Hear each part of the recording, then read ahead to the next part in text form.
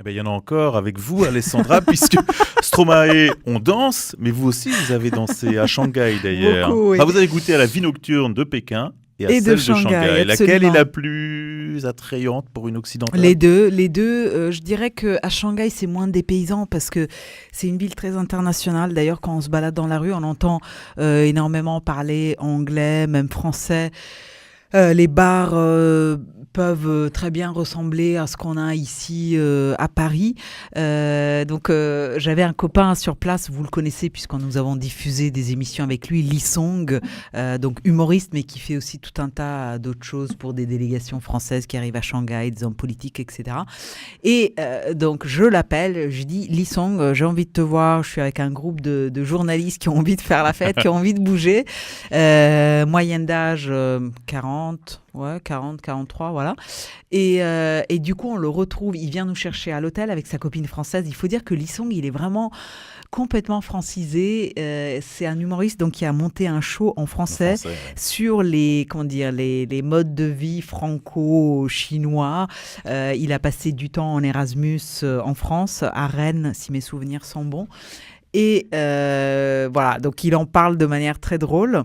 Il vient nous chercher à l'hôtel. Lui, il est en scooter, donc évidemment beaucoup plus flexible que nous. Nous, on doit commander un van, mais alors il faut avoir l'application parce que en fait, on prend pas un taxi comme ça dans la rue. En général, tout le monde a une application pour le commander. Si, on peut aussi, mais là, dans le coin où on était, il y en avait pas des masses. Donc, des applis de taxi ou de oui, comme Didi, Uber, enfin l'équivalent d'Uber, ça s'appelle Didi là-bas, ça cartonne.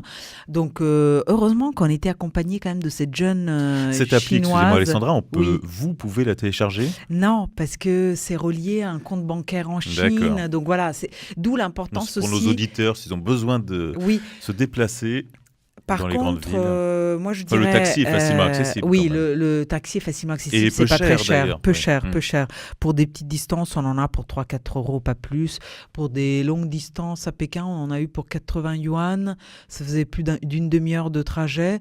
Donc 80 yuan, ça doit faire environ 10, 11 euros. Oui, ça va, c'est pas donc la minivan pour partir faire la fête. Minivan pour partir faire la fête. D'abord un bar à l'extérieur, parce qu'il faut dire qu'à Shanghai, il fait doux. Quand on y était, il faisait super doux. On était en terrasse dehors. On profite de la nightlife et puis on dit à Lee Song qui lui rentre se coucher sagement. Nous, on a envie de continuer. Il est quelle heure là ? Là, il est à peu près minuit. Ah, quand même. Non, ça commence assez tôt en Chine. Donc ça, c'est un avantage parce que vous pouvez, dès 10h, c'est ce qu'on a fait à Pékin après, faire la fête.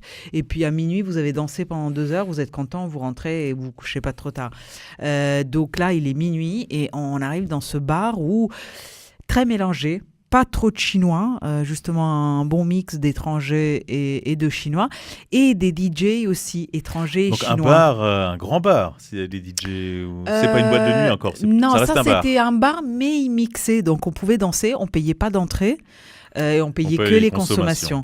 On a été très raisonnable à ce niveau-là. Donc, non, vraiment, bref, on avait une grosse fatigue sur nous. D'ailleurs, avant d'aller en boîte de nuit, j'étais allée à nouveau me faire masser, bref, avec quelqu'un d'autre.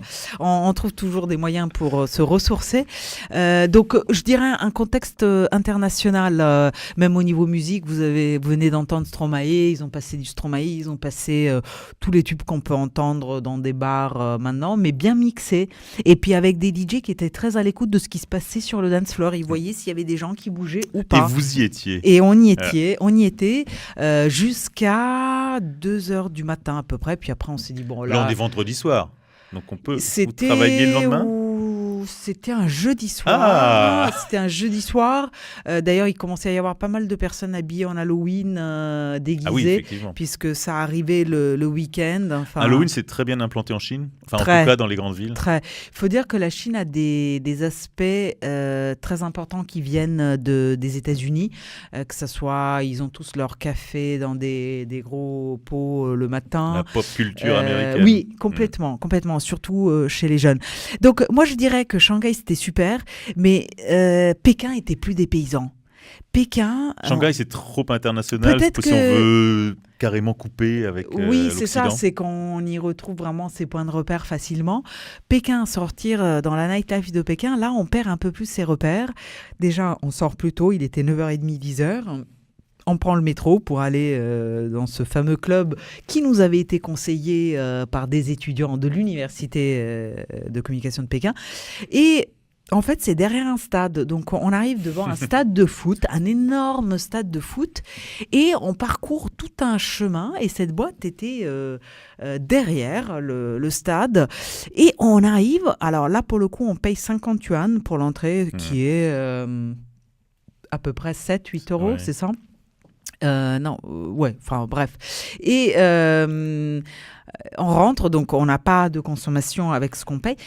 Mais on arrive et c'est tout de suite une vraie boîte de nuit, un peu underground, avec un DJ, je dirais, autour de la 50aine, qui vous met du gros son house music, du bon son. Ouais. Alors, c'est le son qu'à Paris, on danserait plutôt vers 3-4 heures du matin. Voilà, là, il est 9h30. Là, il est 9h30. Donc, je pense que mes collègues ont été un peu surpris. Heureusement, ce n'était pas moi qui était à l'origine de cette proposition.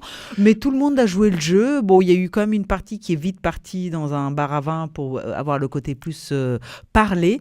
Moi, je leur ai dit, écoutez, on a parlé pendant 2 semaines. Là, c'était le dernier soir avant le départ de tout le monde back home. On peut quand même... Le public de la boîte chinois, plutôt chinois. Jeune. Jeune, oui et non, 35-45 à peu près, donc pas trop jeune. C'est la jeunesse dorée chinoise. Ouais. Quand on sortait de boîte, on trouvait quand même des grosses McLaren, Lamborghini, Ferrari. Bien doré.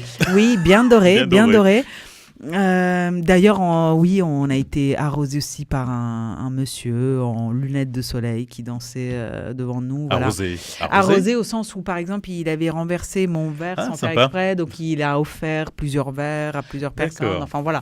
Donc non, c'était génial. Moi, je serais même restée plus de temps, mais mes collègues, au bout de 2 heures de house music, ils ont dit non, là, c'est plus possible. On a une tête comme ça. C'est l'heure de rentrer. Et l'avion était le lendemain ? Absolument. Et retour à Paris avec nous sur Radio LCF. Merci beaucoup Alessandra d'avoir partagé avec nous ce voyage en Chine. Ça fait envie. J'espère que nos auditeurs aussi, vous les avez embarqués avec vous. Vous pourrez d'ailleurs, chers auditeurs, réécouter cette émission ce soir à 21h sur Radio LCF et en podcast sur radiolcf.fr. Merci beaucoup Alessandra. Merci, à bientôt.